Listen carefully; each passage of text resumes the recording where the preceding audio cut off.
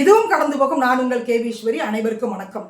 இப்போ நான் சொல்ல போற இந்த தகவல் என்பது மிக முக்கியமான தகவல். அதனால கண்டிப்பாக நீங்க எல்லோருக்கும் இந்த வீடியோ ஷேர் பண்ணுங்க. சிஎம் வரைக்கும் இந்த வீடியோவை கொண்டு போக. ஏன்னா விளையாட்டுத்துறை அமைச்சர் ஆதவ் அர்ஜுனா சொன்னாரு, விவசாயத்தை விட விளையாட்டு ரொம்ப கஷ்டமானதுன்னு போற போக்கில் சொல்லிட்டு போயிட்டாரு. அவருக்கு விவசாயம் பற்றி தெரிய வாய்ப்பு இல்லை. ஏன்னா லாட்ரி வித்து மக்கள் ரத்தத்தை உறிஞ்சி வாழக்கூடிய அந்த குடும்பத்துக்கு விவசாயிகளுடைய அருமை பெருமை தெரியாது. அவங்க படுற கஷ்டங்கள் அவங்களுக்கு தெரியாது. அதனால போற போக்கில் சொல்லிட்டாரு. இன்னைக்கு தமிழகத்துல விவசாயிகளுடைய நிலைமை எப்படி இருக்கு அப்படின்றத தொலைக்காட்சி திறந்து நீங்க பாருங்க. வேளாண் துறை அமைச்சர் ரொம்ப கூலா பதில் சொல்றாரு. என் கண்ணுக்கு விவசாயிகளுடைய போராட்டங்கள்லாம் தெரியவே இல்லை அப்படின்றாரு. உங்க கண்ணுக்கு விஜய் தவிர வேற யாருமே தெரியாதுங்க.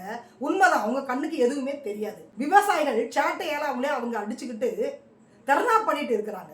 எங்களுக்கான உரிமை தானே நாங்கள் கேட்குறோம், நீங்க தேர்தல் அறிக்கையில சொன்னதுதானே நாங்கள் கேட்குறோம் அப்படின்னு இன்னைக்கு எல்லா மாவட்டங்கள்லயும் விவசாயிகளுடைய போராட்டம் நடந்துட்டு இருக்குது. நேற்று சட்டமன்றத்தில் காவிரி இஷ்யூ குறித்து தமிழக அரசு தீர்மானம் கொண்டு வந்தது. எதிர்கட்சிகள்லாம் அதை ஆதரிச்சு ஒரு மனதாக அந்த தீர்மானம் என்பது நிறைவேற்றப்பட்டது. கர்நாடகாவில் மேகதாட் அப்படின்ற இடத்துல நாங்கள் அணை கட்ட விடமாட்டோம், இதுதான் தீர்மானம். 1008 தீர்மானங்கள் இந்த மாதிரி இதே சட்டமன்றத்தில் நிறைவேற்றி இருக்கிறாங்க. என்ன பிரயோஜனம் இருக்குது? வருஷம் போயிட்டு கர்நாடகாக்காரன்ட்ட நாம போய் தண்ணிக்கு கெஞ்சிட்டு இருக்கிறோம். இங்க நாம கொடுக்கக்கூடிய அந்த கரண்டையாவது கட் பண்ணுங்கடா அப்படின்னா அங்க யாரும் அதற்கான ஆக்ஷன் எடுக்கிற மாதிரி தெரியல. அதனால இன்னைக்கு விவசாயிகள் கஷ்டப்பட்டுட்டு இருக்கிறாங்க. அதாவதுங்க பக்கத்து மாநிலமான கர்நாடகா கிட்ட போய் நாம கையேந்தி நிக்கிறோம். ஆனால் இங்க உள்ள விவசாயிகள் நம்ம தமிழக அரசிட்ட கையேந்தி நிக்கிறாங்க. என்ன காரணம் நான் தெளிவா சொல்றாங்க, புரிஞ்சுக்கோங்க. அதாவதுங்க தமிழக அரசு எல்லா துறைகளுக்கும் வருடம் தோறும் நிதி ஒதுக்குற மாதிரி வேளாண் மற்றும் உழவர் துறைக்கும் நிதி ஒதுக்கீடு செய்யறாங்க. 2026 to 27 பட்ஜெட்ல டிஎம்கே கடந்த பிப்ரவரி மந்த் 47,248 கோடி ரூபாய் வேளாண் மற்றும் உழவர் நலத்துறைக்கு ஒதுக்கி இருக்காங்க. எதுக்கு அந்த நிதியை ஒதுக்கீடு பண்ணியிருக்காங்க அப்படின்னு கேட்டீங்கன்னா, முதல்ல தடையில்லா மின்சாரம், விவசாயிகளுக்காக நாம கொடுக்கக்கூடிய மும்முனை மின்சாரம், அதற்காக அந்த நிதி ஒதுக்கப்படுகிறது. இரண்டாவது பார்த்தீங்கன்னா பயிர் கடன் தள்ளுபடி. இப்போ எதற்காக விவசாயிகள் ரோட்ல நின்று போராட்டம் பண்ணிட்டு இருக்காங்களோ அதுக்கும் சேர்த்துதான் தமிழக அரசு நிதி ஒதுக்கி இருக்காங்க. மூன்றாவது பார்த்தீங்க அப்படின்னா இடுபொருள் மானியங்கள், அதாவது நம்ம வயலுக்கு நம்ம இடக்கூடிய அந்த உரங்கள் இருக்குல்ல அதற்கான மானியம். அதே மாதிரி விவசாயத்துக்கு தேவையான கருவிகள், டிராக்டர் உட்பட கருவிகள்லாம் வாங்குறாங்க இல்லையா, அதற்கு தேவையான அந்த மானியம் இதெல்லாம் இந்த நிதியில தமிழக அரசு ஒதுக்கீடு செய்திருக்கிறாங்க. நான்காவது பார்த்தீங்க அப்படின்னா உழவர் பாதுகாப்பு திட்டங்கள். ஐந்தாவது பார்த்தீங்கன்னா புதிய வேளாண் உட்கட்டமைப்பு உருவாக்குதல். அதாவது கிராம ஊராட்சிகள் இருக்கக்கூடிய தரிசு நிலங்கள் இருக்கு இல்லையா, அதையெல்லாம் எப்படி விவசாய நிலங்களாக நாம மாற்றுவது, இந்த மாதிரியான நிறைய விஷயங்களை தமிழக அரசு முன்னெடுக்கிறாங்க. இதற்காக தான் வருடம் தோறும் பார்த்தீங்கன்னா இந்த துறைக்கு நிதி ஒதுக்கீடு செய்கிறது. அப்ப 2026 தேர்தல் பிரச்சாரத்துல தமிழக கட்சிகளாக மட்டும் இல்லைங்க, டிஎம்கே, அண்ணா டிஎம்கே எல்லா கட்சிகளும் சேர்ந்துதான் இந்த தேர்தல் அறிக்கையை வெளியிட்டாங்க. அதுல ஆட்சியை பிடித்த டிவிக்கே என்ன தேர்தல் வாக்குறுதி கொடுத்தாங்க அப்படின்னு கேட்டீங்கன்னா, கூட்டுறவு வங்கியில விவசாயிகள் வாங்கிய பயிர் கடன் மொத்தமாக நாங்க தள்ளுபடி செய்யறோம்னு சொன்னாங்க. ஆட்சி பொறுப்பேற்ற பிறகு இப்போ ஒரு 10 நாளைக்கு முன்னாடி முதல்வர் ஒரு அறிக்கை வெளியிடுறாங்க. என்னன்னா 50,000 வரைக்கும் நாங்க தள்ளுபடி செய்யறோம் அப்படின்னு சொல்லியிருக்காங்க. 50,000க்கு மேல போச்சுனாக்கா 5,000 ரூபாய் தள்ளுபடி சிறு குறு விவசாயிகளுக்கு அப்படின்னு அனௌன்ஸ்மெண்ட் கொடுத்தாங்க. அப்போ நிறைய விவசாயிகள்லாம் போராட்டம் பண்ணாங்க, சங்க தலைவர்கள்லாம் போராட்டம் பண்ணாங்க. நீங்க என்ன சொன்னீங்க, மொத்தமாக பயிர் கடன் தள்ளுபடின்னு சொல்லிட்டு இப்போ ஏக்கர்லாம் பிரிச்சு 50,000 5,000 இதெல்லாம் என்னங்க இது பித்தலாட்டமா இருக்கு அப்படின்னு கேள்வி கேட்ட பிறகு மறு ஆய்வுக்கு உட்படுத்தி இப்போ 2 நாளைக்கு முன்னாடி பயிர் கடன் தள்ளுபடி 75,000 கொடுத்துருக்குறாங்க. மொத்தமாக தள்ளுபடி பண்ணலைங்க, 75,000 கொடுத்துருக்குறாங்க. இன்னைக்கு விவசாயிகள் என்ன கேட்குறாங்கன்னா, எங்களுக்குன்னு அதுல பயிர் கடன் தள்ளுபடி நிதி ஒதுக்கிருக்காங்க தமிழக அரசு, அதுல இருந்து நீங்க 15,000 கோடி எடுத்து கொடுங்க, உங்களை கடன் வாங்கி கொடுங்க நாங்க சொல்லவே இல்லை. நீங்க தேர்தல் அறிக்கையில சொன்னீங்கல்ல பயிர் கடன் மொத்தமாக தள்ளுபடி செய்யறேன்னு சொன்னீங்க. இன்னைக்கு பாத்தீங்கன்னா 50,000 75,000 ஏலம் விட்டுட்டு இருக்கிறீங்க. 75,000 தள்ளுபடி சொன்னாங்க இல்லையா, அதுல அவங்க வெளியிட்ட அறிக்கையில என்ன சொல்லியிருக்காங்க அப்படின்னா, கடந்த மே 1 2025 அன்னையில இருந்து 2026 பிப்ரவரி 28 வரை மிகச்சரியாக 10 மாதங்கள். இந்த 10 மாதத்திற்குள்ளாக விவசாயிகள் வாங்கிய கூட்டுறவு கடன் தள்ளுபடி செய்யப்படும் சொல்லியிருக்காங்க. அதற்கு முன்னாடி 24, 23, 22ஆம் ஆண்டு வாங்கிய கடன் வந்து தள்ளுபடி செய்யப்படாது. எவ்வளவு பெரிய பித்தலாட்டம், எவ்வளவு பெரிய சீட்டிங்கிறத திங்க் பண்ணி பாருங்க. அதே மாதிரி இதுல முக்கியமானது 1 வருடம் வெள்ளாமை பண்ணக்கூடிய விவசாயிகளுக்கு கடன் தள்ளுபடி இல்லைன்றத தெளிவா சொல்லியிருக்காங்க. கரும்பு விவசாயிகளை நீங்க எடுத்துக்கிட்டீங்கன்னா கிட்டத்தட்ட 3 லட்சம் ஏக்கர்ல அவங்க கரும்பு வந்து விவசாயம் பண்றாங்க. மஞ்சள் விவசாயிகள் எடுத்துக்கிட்டீங்கன்னா 60,000 ஏக்கர்ல அவங்க மஞ்சள் விவசாயம் பண்றாங்க. அதே மாதிரி வாழை எடுத்துக்கிட்டீங்கன்னா 1 லட்சம் ஏக்கர்ல அவங்க வந்து விவசாயம் பண்றாங்க. அப்ப கரும்பு, வாழை, மஞ்சள் பயிரிட்ட விவசாயிகள் வாங்கிய கடனுக்கு காலக்கெடு அப்படின்னு எடுத்துக்கிட்டீங்கன்னா 15 மாதங்கள் இருக்குது.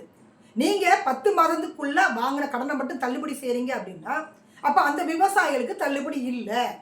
எவ்வளவு பெரிய ஏமாற்று வேலை! விவசாயிகளை நம்ப வச்சு ஏமாத்திருக்கு இந்த விஜய் அரசாங்கம். நான் சொன்னது உண்மையா போச்சுங்க. ஆமாங்க, விளையாட்டு தான் ரொம்ப கஷ்டம் போல, விவசாயம் கஷ்டமே இல்லை. அதனாலதான் இந்த மாதிரியான விவசாயிகள்லாம் தள்ளுபடி பண்ணல. அதுவும் போக 10 மாதங்கள் அதுக்குள்ள கடன் வாங்கியிருந்தா நாங்க தள்ளுபடி பண்றோம். இதெல்லாம் தேர்தல் அறிக்கையில நீங்க சொன்னீங்களா? மொத்தமாக பயிர்க்கடன் தள்ளுபடி அப்படின்னு சொன்னீங்களே தவிர 10 மாதத்துக்குள்ள வாங்கினவங்க மட்டும்தான் கடன் தள்ளுபடி சொன்னீங்களா நீங்க? இரண்டாவது, கரும்பு, மஞ்சள், வாழை இதை விளைவிக்கக்கூடிய விவசாயிகளுக்கு கடன் தள்ளுபடி இல்லைன்றதை நீங்க சொன்னீங்களா? அதுவும் போக நீங்க பாத்தீங்கன்னா 6 விழுக்காடு கரண்ட் பில்லை ஏற்றிருக்காங்க. மும்முனை மின்சாரம் வந்து ஏன் விவசாயிகளுக்கு நம்ம கொடுக்குறோம்னா, உணவு நாம சாப்பிடக்கூடிய சாப்பாட்டை கொடுக்கக்கூடிய விவசாயிகள் அவங்களுக்கு தடையில்லா மின்சாரத்தை கொடுத்தா தான் அவங்க வந்து நமக்கு சாப்பாடு போடுவாங்க. அதனாலதான் தடையில்லா மின்சாரத்தை கொடுப்பதற்காக மும்முனை மின்சாரம் வந்து இலவசமாக தமிழக அரசு கொடுக்குது. நீங்க அதுலயும் வந்து வருடம் வந்து 6 விழுக்காடு கரண்ட் பில்லை ஏத்தினா எப்படி விவசாயம் பண்ண முடியும்? பாமர மக்கள் நாம எப்படி வாழ முடியும்? திங்க் பண்ணி பாருங்க. தமிழகத்துல எல்லா மாவட்டங்கள்லயும் விவசாயியோட போராட்டம் நடக்குது. தலைமைச் செயலகத்துல போய் பாருங்க, தினந்தோறும் விவசாயிகள் போராட்டம் நடக்குது. முதல்வர் காதுக்கு எட்டறதே இல்லை, இவங்க கொண்டு போறதே கிடையாது.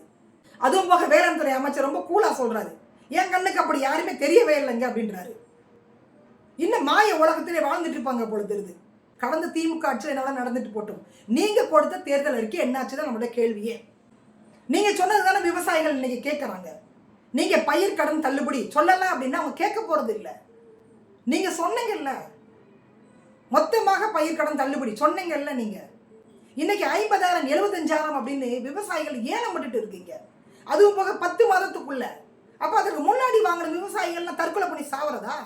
கடந்த திமுக ஆட்சியில சட்டமன்றத்தில் பட்ஜெட் தாக்கல் பண்ணும் பொழுது வேளாண் துறைக்காக ஒதுக்கி இருக்காங்க. அந்த நிதியிலிருந்து 15,000 கோடி எடுத்து கொடுங்க அப்படின்னு தானே அவங்க கேட்கறாங்க. அதுக்கு உங்களுக்கு என்ன கஷ்டம்? நிதி ஆயோக்ல ஒன்று பேசுறீங்க, வெள்ளை அறிக்கை வெளியிடும் போது ஒன்று பேசுறீங்க, இங்க பொருளாதாரம் சீரா இருக்கு அப்படின்றீங்க.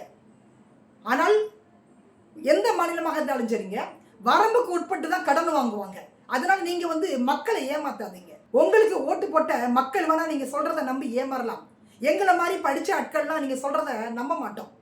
விவசாயிகளை ஏமாற்றக்கூடிய எந்த மாநிலமும் முன்னேறிய சரித்திரமே இல்லை அப்படின்னா மண்டையில இருந்து விவசாய சங்கங்கள் போராட்டத்தை தீவிரப்படுத்துறாங்க. ஒட்டுமொத்தமாக நீங்க வந்து கடன் தள்ளுபடி பண்ணுங்க. 47,000 கோடி நிதி ஒதுக்கீடு செய்திருக்காங்க.